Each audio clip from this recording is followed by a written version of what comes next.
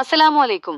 പ്രിയപ്പെട്ട സുഹൃത്തുക്കളെ, ലോക ചരിത്രത്തിലെ ഏറ്റവും വലിയ വിസ്മയങ്ങളിലൊന്നായ നൂഹ് നബി അലൈഹിസ്സലാമയുടെയും ആ മഹാപ്രളയത്തിന്റെയും കഥയാണ് ഇന്ന് നമ്മൾ പറയാൻ പോകുന്നത്. ആകാശം പിളർന്ന് മഴ പെയ്തപ്പോൾ, ഭൂമി മുഴുവൻ വെള്ളത്തിനടിയിലായപ്പോൾ അള്ളാഹുവിന്റെ കൽപ്പന പ്രകാരം നൂഹ് നബി അലൈഹിസ്സലാം പണിത ആ വലിയ കപ്പലിൽ എന്തൊക്കെയാണ് സംഭവിച്ചത്? മാസങ്ങളോളം നീണ്ടുനിന്ന ആ കപ്പൽ യാത്രയിൽ വന്യമൃഗങ്ങളും മനുഷ്യരും എങ്ങനെയാണ് ഒന്നിച്ചു കഴിഞ്ഞത്? അധികം ആരും കേൾക്കാത്ത ചില അത്ഭുതങ്ങളും, പൂച്ചയുടെയും പന്നിയുടെയും ജനനവും, ഒടുവിൽ കപ്പൽ ജൂതി പർവ്വതത്തിൽ ഉറച്ചുനിന്ന ആ ചരിത്ര നിമിഷവും നമുക്ക് ഈ വീഡിയോയിലൂടെ കാണാം. നമുക്ക് ചരിത്രത്തിലേക്ക് കടക്കാം.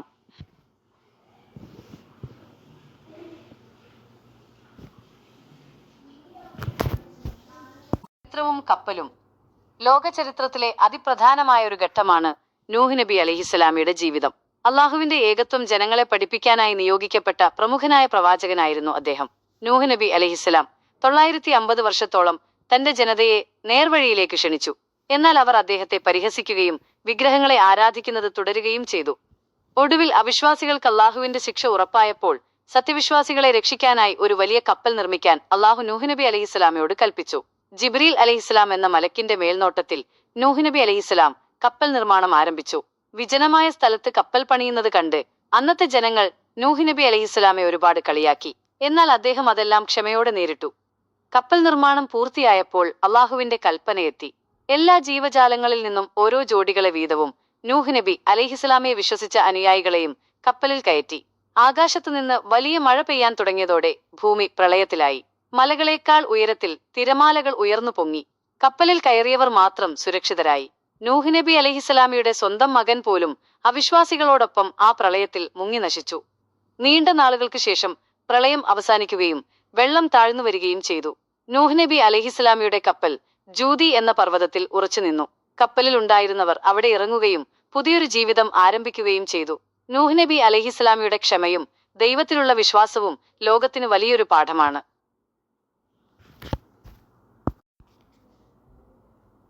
നൂഹ് നബി അലൈഹിസ്സലാം പ്രളയത്തിന്റെ പൂർണ്ണ ചരിത്രം. ആദം നബി അലൈഹിസ്സലാംക്ക് ശേഷം ഏകദേശം 10 തലമുറകൾ കഴിഞ്ഞപ്പോൾ ജനങ്ങൾ സത്യമാർഗത്തിൽ നിന്ന് അകന്നുപോയി. അവർ വലിയ വിഗ്രഹങ്ങളെ ആരാധിക്കാൻ തുടങ്ങി. ഈ സമയത്താണ് അവരെ നേർവഴിക്ക് നടത്താൻ നൂഹ് നബി അലൈഹിസ്സലാം കടന്നുവരുന്നത്. പ്രബോധനത്തിന്റെ നീണ്ട കാലം. നൂഹ് നബി അലൈഹിസ്സലാം തന്റെ ജനതയെ രാപ്പകൽ ഭേദമില്ലാതെ ദൈവമാർഗത്തിലേക്ക് ക്ഷണിച്ചു. എന്റെ ജനങ്ങളെ, നിങ്ങൾ അള്ളാഹുവിനെ മാത്രം ആരാധിക്കൂ എന്ന് അദ്ദേഹം പറഞ്ഞു. എന്നാൽ അവർ വിരലുകൾ കൊണ്ട് ചെവികൾ അടയ്ക്കുകയും വസ്ത്രം കൊണ്ട് മുഖം മൂടുകയും ചെയ്തു. നീണ്ട 950 വർഷം അദ്ദേഹം അവരോട് സംസാരിച്ചു. വളരെ കുറച്ച് പാവപ്പെട്ട ആളുകൾ മാത്രമേ അദ്ദേഹത്തിൽ വിശ്വസിച്ചുള്ളൂ. സ്വന്തം മകനും ഭാര്യയും പോലും അവിശ്വാസികളോടൊപ്പമായിരുന്നു. കപ്പൽ നിർമ്മാണം. ജനങ്ങളുടെ ധിക്കാരം അതിരുവിട്ടപ്പോൾ നൂഹ് നബി അലൈഹിസ്സലാം അള്ളാഹുവിനോട് പ്രാർത്ഥിച്ചു. തുടർന്ന് അള്ളാഹുവിന്റെ കൽപ്പന പ്രകാരം അദ്ദേഹം കപ്പൽ നിർമ്മാണം തുടങ്ങി. കാടുകളിൽ നിന്ന് മരം മുറിച്ചും പലകകൾ ചെത്തിമിനുക്കിയും അദ്ദേഹം വലിയൊരു കപ്പൽ പണിതു. കടലോ പുഴയോ ഇല്ലാത്ത സ്ഥലത്ത് കപ്പൽ പണിയുന്നത് കണ്ട് നാട്ടുകാർ വന്ന് തുപ്പുകയും അഴുക്കുകൾ വാരിയിടുകയും ചെയ്തു. എന്നാൽ ആ അഴുക്കുകൾ തന്നെ അവർക്ക് വലിയൊരു രോഗമായി മാറുകയും പിന്നീട് അതിൽ തന്നെ വീണ് അവർക്കത് ശുദ്ധീകരിക്കേണ്ടി വരികയും ചെയ്തത് അള്ളാഹുവിന്റെ ഒരു ദൃഷ്ടാന്തമായിരുന്നു. മഹാപ്രളയത്തിന്റെ തുടക്കം. കപ്പൽ പണി പൂർത്തിയായപ്പോൾ അള്ളാഹു നൂഹ് നബി അലൈഹിസ്സലാംക്ക് ഒരു അടയാളം നൽകി. വീട്ടിലെ അടുപ്പിൽ നിന്ന് വെള്ളം ഉറവയായി വരുമ്പോൾ കപ്പലിൽ കയറണം എന്നതായിരുന്നു അത്.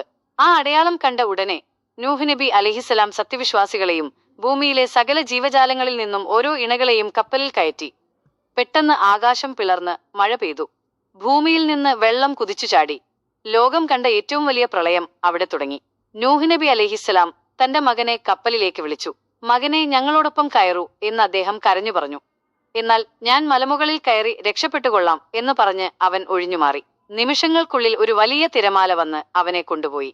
സ്വന്തം മകൻ നശിക്കുന്നത് കണ്ട് നൂഹ് നബി അലൈഹിസ്സലാം സങ്കടപ്പെട്ടെങ്കിലും അള്ളാഹുവിന്റെ വിധി അദ്ദേഹം ക്ഷമയോടെ സ്വീകരിച്ചു. പ്രളയത്തിനു ശേഷം 6 മാസത്തോളം ആ കപ്പൽ വെള്ളത്തിന് മുകളിൽ സഞ്ചരിച്ചു. ഒടുവിൽ അള്ളാഹുവിന്റെ കൽപ്പന പ്രകാരം മഴ നിന്നു. ഭൂമി വെള്ളത്തെ വിഴുങ്ങി. നൂഹ് നബി അലൈഹിസ്സലാമയുടെ കപ്പൽ ജൂതി പർവ്വതത്തിൽ ഉറച്ചുനിന്നു. കപ്പലിൽ നിന്ന് ഇറങ്ങിയ ശേഷം നൂഹ് നബി അലൈഹിസ്സലാമയുടെ 3 മക്കളായ സാം, ഹാം, യാഫിസ് എന്നിവരിലൂടെയാണ് പിന്നീട് മനുഷ്യവർഗം ലോകം മുഴുവൻ വ്യാപിച്ചത്. അതുകൊണ്ടാണ് നൂഹ് നബി അലൈഹിസ്സലാമയെ രണ്ടാമത്തെ ആദം എന്ന് വിളിക്കുന്നത്.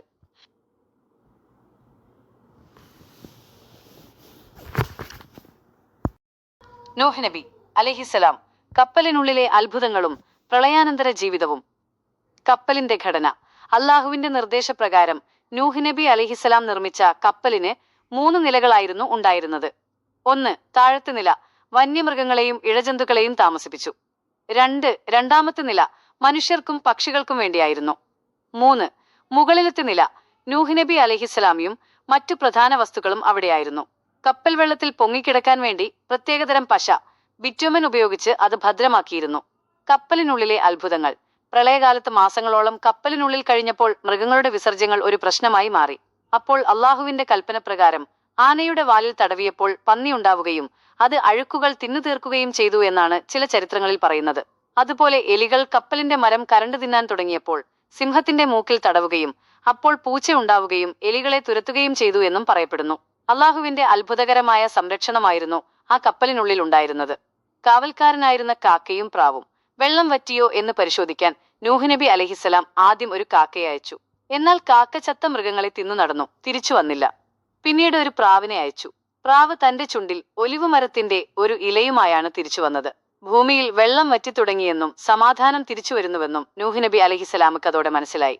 ഇന്നും ഒലിവില സമാധാനത്തിന്റെ അടയാളമായി കരുതപ്പെടുന്നത് ഇതുകൊണ്ടാണ്. ജൂതി പർവ്വതത്തിലെ ഇറക്കം.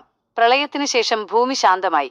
മുഹറം 10 ആഷൂറ ദിനം ആണ് നൂഹ് നബി അലൈഹിസ്സലാമിയും കൂട്ടരും കപ്പലിൽ നിന്ന് പുറത്തിറങ്ങിയത്. അവരുടെ കയ്യിലുണ്ടായിരുന്ന ബാക്കി ധാന്യങ്ങളെല്ലാം കൂട്ടിയിട്ട് അവരൊരു വിഭവം തയ്യാറാക്കി കഴിച്ചു. ഇതാണ് ആഷൂറ കഞ്ഞി എന്ന പേരിൽ ഇന്നും പലയിടത്തും അറിയപ്പെടുന്നത്. രണ്ടാമത്തെ ആദം. പ്രളയത്തിൽ മുങ്ങി നശിക്കാത്ത ലോകത്തെ ഏക നഗരം മക്കയായിരുന്നു എന്ന് പറയപ്പെടുന്നു. പ്രളയത്തിനു ശേഷം നൂഹ് നബി അലൈഹിസ്സലാമിയുടെ 3 മക്കളായ സാം, ഹാം, യാഫിസ്. നൂഹ് നബി അലൈഹിസ്സലാം. കപ്പലിലെ വിസ്മയങ്ങളും പ്രളയാനന്തര ജീവിതവും. കപ്പലിന്റെ ഉൾഘടനയും വിഭജനവും. അള്ളാഹുവിന്റെ നിർദ്ദേശപ്രകാരം നൂഹ് നബി അലൈഹിസ്സലാം നിർമ്മിച്ച ആ വലിയ കപ്പൽ വെറുമൊരു മരക്കൂട്ടമായിരുന്നില്ല. അതിന് 3 നിലകളുണ്ടായിരുന്നു. ഓരോ നിലയ്ക്കും പ്രത്യേക ലക്ഷ്യങ്ങളും ഉണ്ടായിരുന്നു. 1. താഴത്തെ നില വന്യമൃഗങ്ങൾ, പാമ്പുകൾ, തേളുകൾ തുടങ്ങിയ ഇഴജന്തുക്കൾ എന്നിവർക്കായിരുന്നു. അവ പരസ്പരം ഉപദ്രവിക്കാത്ത രീതിയിൽ അള്ളാഹുവിന്റെ പ്രത്യേക സംരക്ഷണം അവിടെ ഉണ്ടായിരുന്നു. 2. രണ്ടാമത്തെ നില മനുഷ്യർക്കും വളർത്തുമൃഗങ്ങൾക്കും പക്ഷികൾക്കും വേണ്ടിയായിരുന്നു. 3. മുകളിലത്തെ നില നൂഹ് നബി അലൈഹിസ്സലാമിയും പ്രധാനപ്പെട്ട വസ്തുക്കളും അവിടെയായിരുന്നു. കപ്പൽ പണിയാൻ ഉപയോഗിച്ച മരപ്പലകകൾക്കിടയിൽ വെള്ളം കയറാത്ത വിധം ഖീർ, ഒരു തരം പശ ഉപയോഗിച്ച് അത് ഭദ്രമാക്കിയിരുന്നു. കപ്പലിനുള്ളിലെ ശുചിത്വവും. പൂച്ചയുടെ ജനനവും. മാസങ്ങളോളം കപ്പലിനുള്ളിൽ കഴിഞ്ഞപ്പോൾ മൃഗങ്ങളുടെ വിസർജ്യം കാരണം വലിയ ദുർഗന്ധം അനുഭവപ്പെട്ടു. ഇതിന് പരിഹാരമായി അള്ളാഹുവിന്റെ കൽപ്പന പ്രകാരം നൂഹ് നബി അലൈഹിസ്സലാം ആനയുടെ വാലിൽ തടവിയപ്പോൾ ഒരു പന്നി ഉണ്ടാവുകയും അത് അഴുക്കുകളെല്ലാം തിന്നു തീർക്കുകയും ചെയ്തു എന്നാണ് ചരിത്രരേഖകളിൽ കാണുന്നത്. അതുപോലെ എലികൾ കപ്പലിന്റെ മരം കരണ്ടു തിന്നാൻ തുടങ്ങിയപ്പോൾ കപ്പൽ മുങ്ങുമോ എന്ന് എല്ലാവരും ഭയപ്പെട്ടു.